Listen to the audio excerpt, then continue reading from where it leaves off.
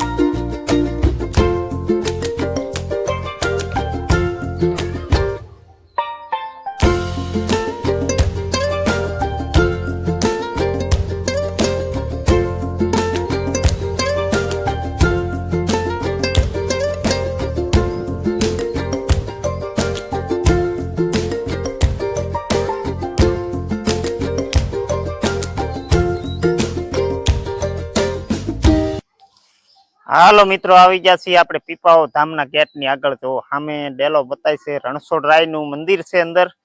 તો આપણે જઈએ અને દર્શન કરીએ મિત્રો.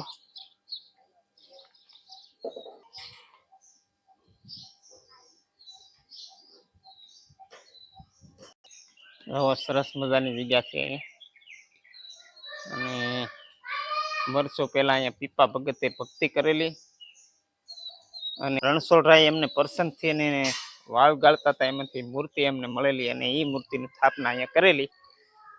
તો સરસ મજાની જગ્યા છે. જો મિત્રો, આ રણછોડરાય ભગવાનનું મંદિર છે પીપાવાવ.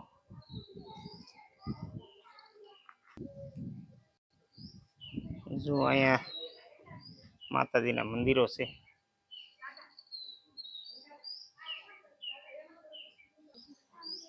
આ મિત્રો હનુમાનજીનું મંદિર છે. જય હનુમાનજી મહારાજ.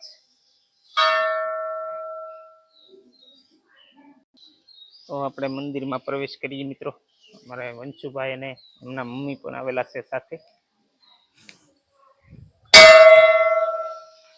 અમારે વંશભાઈ અને એમના મમ્મી.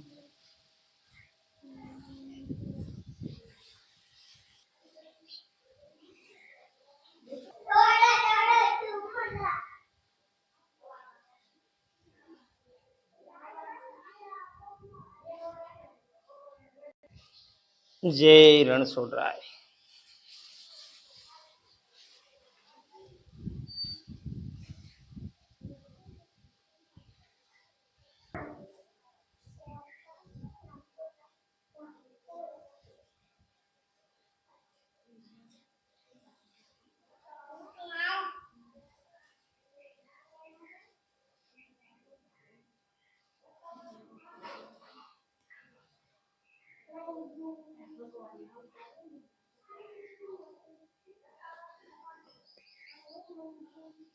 સરસ મજાનું પૌરાણિક મંદિર અને અહીંયા 3 ટાઈમની આરતી પણ થતી હોય છે અને ભગવાન શિવનું પણ મંદિર છે. જો અહીંયા એમને ભેળાતી.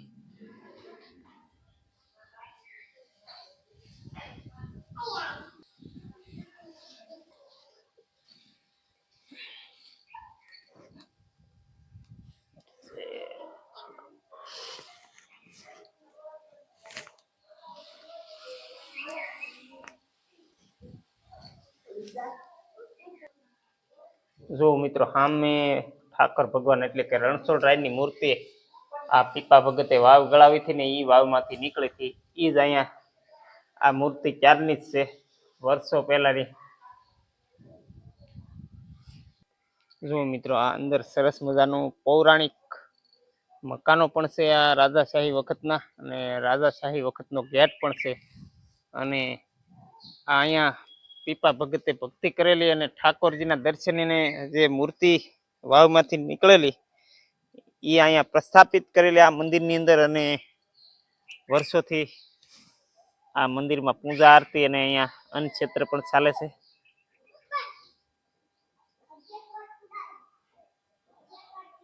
તો ચાલો મિત્રો, આપણે પીપાવાવ ધામના મહંત અને પૂજારી બાપુ બટુક બાપુ પાસેથી થોડીક આપણે પીપાવાવ ધામ વિશેની જાણકારી મેળવશું.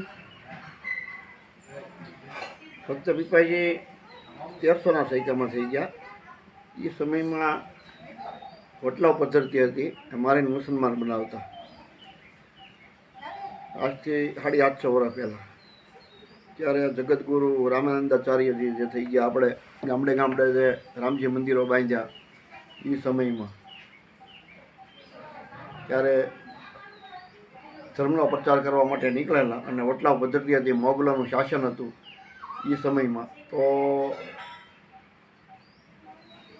જગતગુરુ રામાનંદાચાર્યજી ફરતા ફરતા એ રાજસ્થાન ગાંગરોળગઢના પાદરમાં જાય છે, ત્યાં નદી કિનારે, અને પડાવ નાખે છે સાધુની સમાજ લઈ.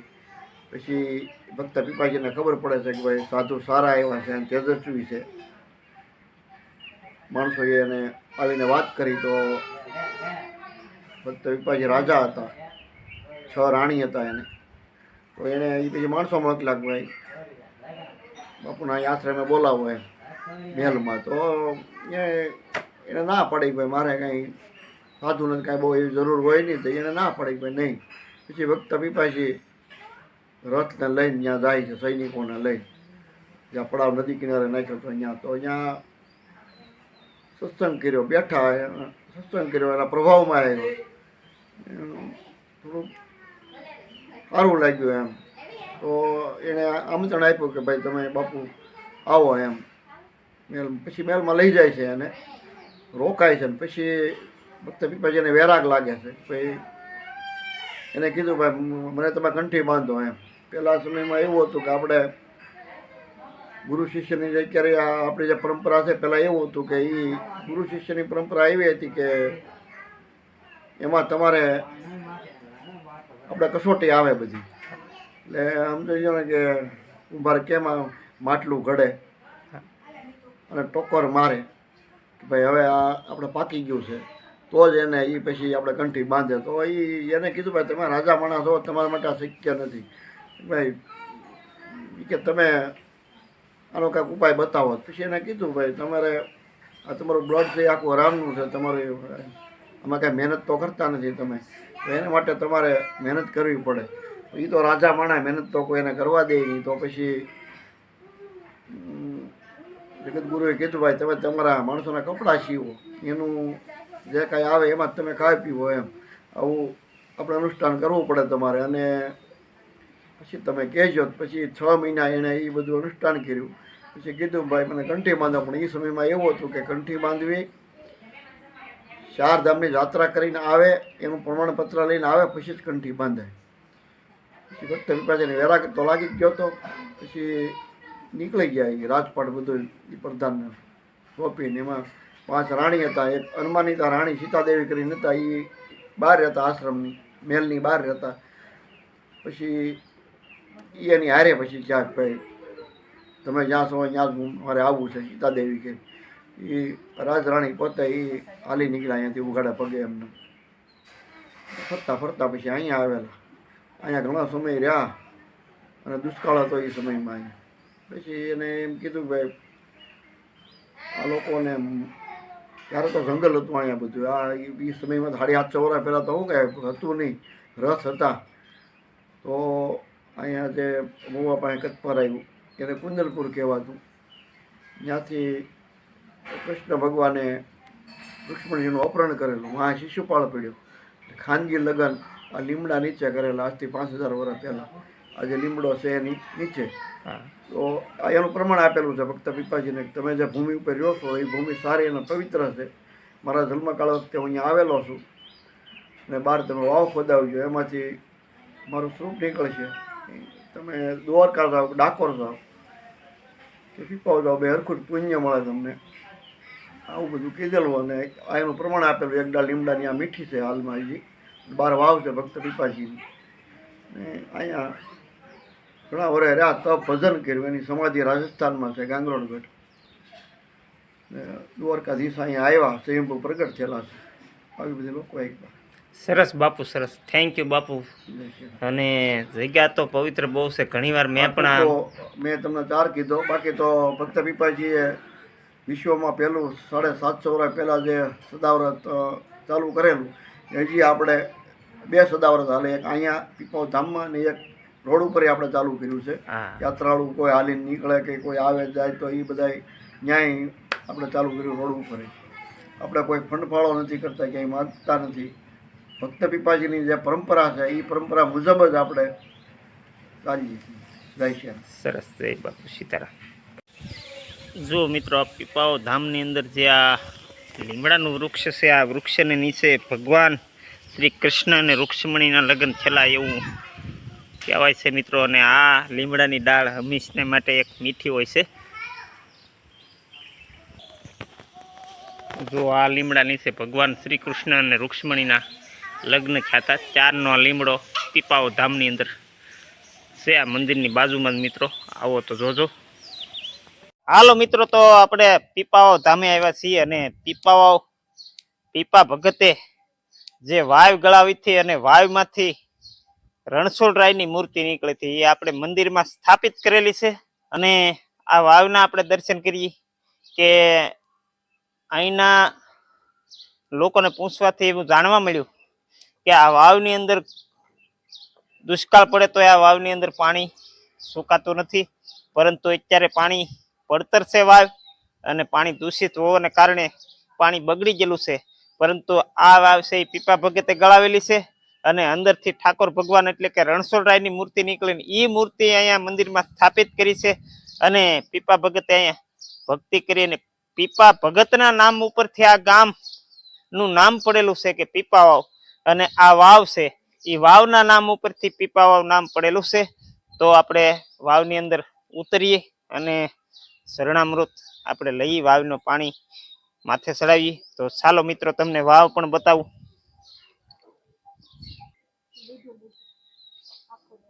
જો મિત્રો, તો આ વાવ છે જે પીપા ભગતે ગળાવેલી વાવ, પૌરાણિક વાવ છે. અને આપણે નીચે ઉતરીએ.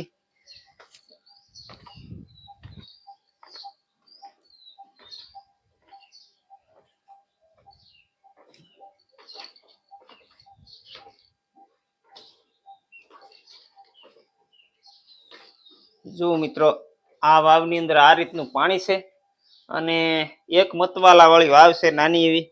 પરંતુ આ વાવની અંદર ગમે તેવો કાળ પડે તોય પાણી સુકાતું નથી. તો આપણે આ પાણી દૂષિત છે, કારણ કે આ વાવનું રિનોવેશન કરવાની જરૂર છે. પરંતુ આપણે થોડુંક શરણામૃત લઈ કે આ પીપા ભગતે વાવ ગળાવેલી છે એટલે આપણે માથે ચડાવ્યું.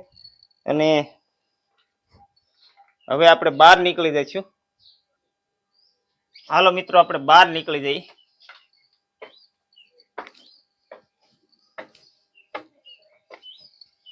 સદાવ્રતની પ્રસાદી એટલે કે અન્નક્ષેત્ર પીપાઓમાં ચાલે છે હજી આજ સુધી. અને જો આપણે પ્રસાદ લેવા પણ બેસી ગયા છીએ. ચાલો મિત્રો, તો આપણે પીપાવાવ રણછોડરાયના દર્શન કર્યા, પીપા ભગતની વાવના પણ દર્શન કર્યા. કે વર્ષો પહેલાનું આ ધામ છે મિત્રો. અને ક્યાંય પણ એમ કહેવાય કે અન્નક્ષેત્ર ચાલુ નહોતું થયું, ત્યારથી અહીંયા અન્નક્ષેત્ર પણ ચાલે છે. અને સરસ મજાનું આ ધામ છે મિત્રો. આપણા હિન્દુ ધર્મની અંદર આપણા ભગવાનનું આ મંદિર છે, અહીંયા ઠાકોર ભગવાનનું મંદિર છે. તો મિત્રો, જે કોઈને આવવું હોય તો અહીંથી રાજુલાથી નજીક જ આ ધામ આવેલું છે. અને પીપાવાવનું નામ પણ મોટું છે મિત્રો. પીપાવાવ બંદર પણ કહેવાય છે અહીંયા. અને પીપાવાવ બંદર પણ અહીંથી થોડે દૂર જ છે.